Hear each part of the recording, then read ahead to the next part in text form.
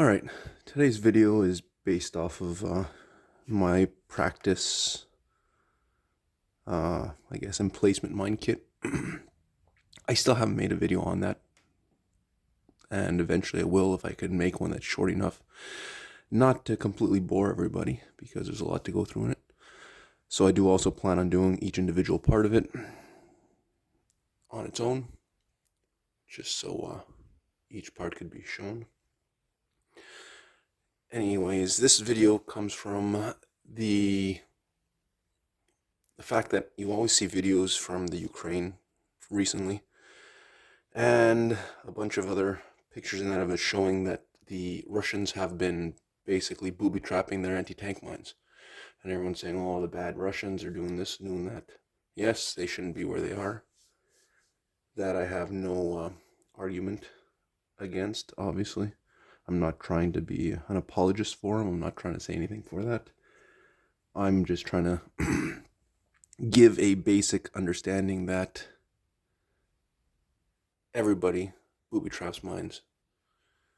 They were designed to be booby trapped, most of them, because they're designed for anti-handling devices. So in this case, what I have is a plastic copy of an M15 mine. These, depending on the fuse you use, is either track kill, or mobility kill, or it could be set up with a tilting rod so that the vehicle actually has it explode underneath it without the tracks. So depending on what the vehicle is, it might be more useful to set off the explosive in a different location. Anyway, this is how they obviously show up. The fuses are usually removed from them. I don't have the fuse that goes in here, so it was part of the kit that was missing. But it does have the plug on it with the armed danger and safe on it. So, as I said, this is an anti-tank mine. It takes quite a bit of pressure to to set off. But what they did is they include, apart from this primary well, they have two secondary ones. So as you see, my finger's in one of them here, on the side, and underneath there's another one. In the literature for this, it tells you that the secondary wells could have one of these installed in it. Once again, this is a training one because inside these there's buzzers, so that rod will set off a buzzer. But normally it's a firing pin and a detonator attached to it. So what the purpose is that once you've buried or setting up your mine, you either install this in the side or in the bottom secondary. So in this case, we put in the side one. You screw it in, you bury it, you tie this to something else, and when somebody takes out the mine, removes it from the hole, because obviously they've been looking for them, they have to obviously be careful before they take them out that something like this isn't connected. Underneath, the same thing, you have anti-handling devices. The literature mentions this one here, but if you really wanted to, you could add one of these, which is an anti-lifting one. Once the pressure is on this here, if you were to remove the pin here, now all it is once you release the actual weight on it, and that's it, you're dead.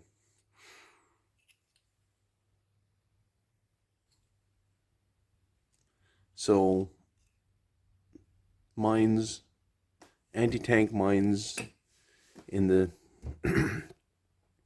usage of them, do allow for anti-handling devices. It makes picking them up more difficult, more dangerous, and it slows the enemy down.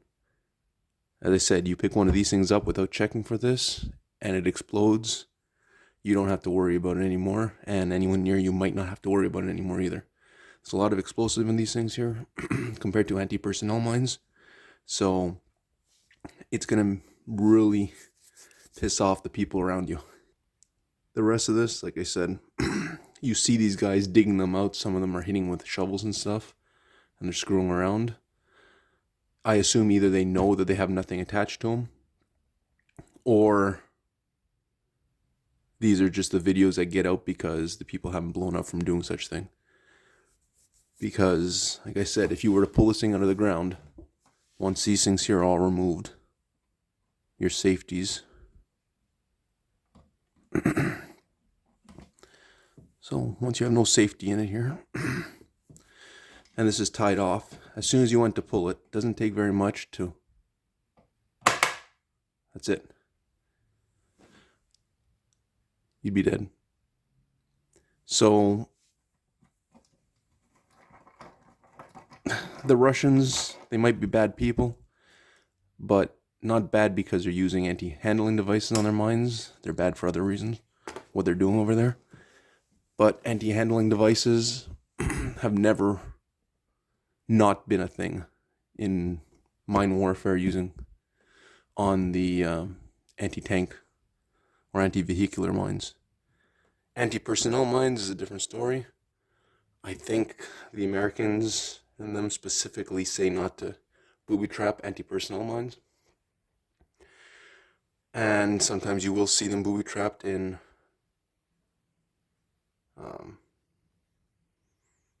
the Ukrainian, in pictures from Ukraine, which obviously is also a dirty trick. But once again, that's why when you see people who know what they're doing when they're demining, they never pick these things up, and they usually do it remotely. So they'll get a grappling hook of some sort, they'll connect it to the mine once they've cleared it, and they'll pull it up before they, from a far distance away, just in case there is something underneath the mine. You never obviously want to approach a mine with it to start off with, and especially if you haven't been trained, and you don't want to start messing around with pulling one out of the ground unless you could guarantee that you have no anti-handling devices on them or booby traps. So anyways, it's a longer video than I wanted to be, but just trying to tell you that anti-tank mines have actual spots to booby trap them. It's designed like that. There are very few that don't. I think all the Russian ones do have a spot to put the thing in. Obviously the American ones, I have another mine in the kit that does have it.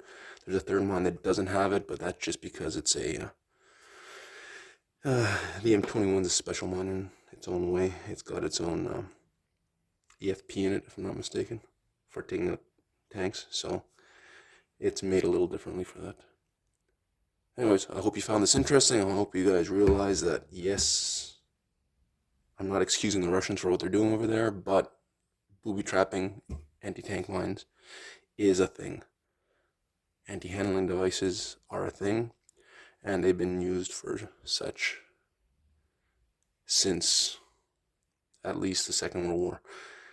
So the outrage for that is not really warranted. There's other things to be mad about. If there's any questions, once again, just let me know. Leave them in the comments below, and thanks for watching.